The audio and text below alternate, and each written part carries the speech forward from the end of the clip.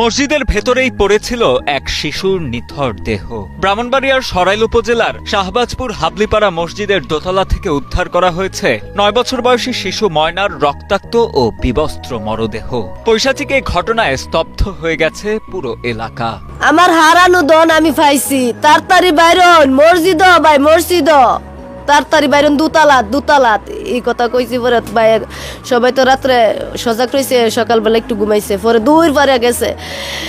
আমি গিয়া দিই আমার মেয়ের এই অবস্থা, গলার মধ্যে সেলটটার দিয়া হুল্লা ফাঁসি দিছে।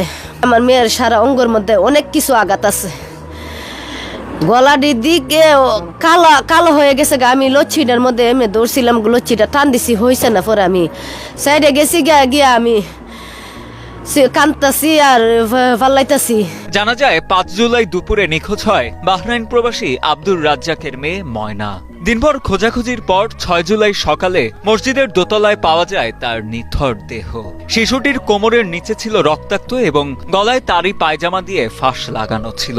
মসজিদের মতো এমন পবিত্র স্থানে এমন বর্বরতা ধর্মের আস্তরণে ঢাকা এক ঘৃণ্যতম পাপ বলেই মনে করছেন এলাকাবাসী। খবর পেয়ে পুলিশ ও পিবিআইয়ের ঊর্ধ্বতন কর্মকর্তারা ঘটনাস্থলে ছুটে যান। প্রাথমিক জিজ্ঞাসাবাদের জন্য মসজিদের ইমাম ও মুয়াজ্জিনকে আটক করেছে পুলিশ। প্রাথমিকভাবে এখনো এখনো কিছু পাই নাই।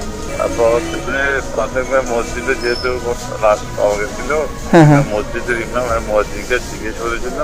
লাশ আমরা যাওয়ার আগে যে চাচা সংবাদ থেকে স্থানীয় যে বাচ্চা মক্তব্য করে ওদের সংবাদে মসজিদ দুতলা থেকে উদ্ধার করে ওটা বাড়ির সামনে নিয়ে গেছে। ক্ষুব্ধ এলাকাবাসী এই নির্মম হত্যাকাণ্ডের সাথে জড়িতদের খুঁজে বের করে দৃষ্টান্তমূলক শাস্তির দাবি জানিয়েছেন। তাদের একটাই চাওয়া, আর কোনো নিষ্পাপ শিশুর রক্ত যেন এভাবে ঝরতে না হয়। মেয়ে যে ভাবে মৃত্যু হয়েছে, এর চেয়ে ডাবল শাস্তি যেন হের হই, এত ডাবল শাস্তি বা দিয়া যেন হের মৃত্যু হয় আমার চোখের সামনে।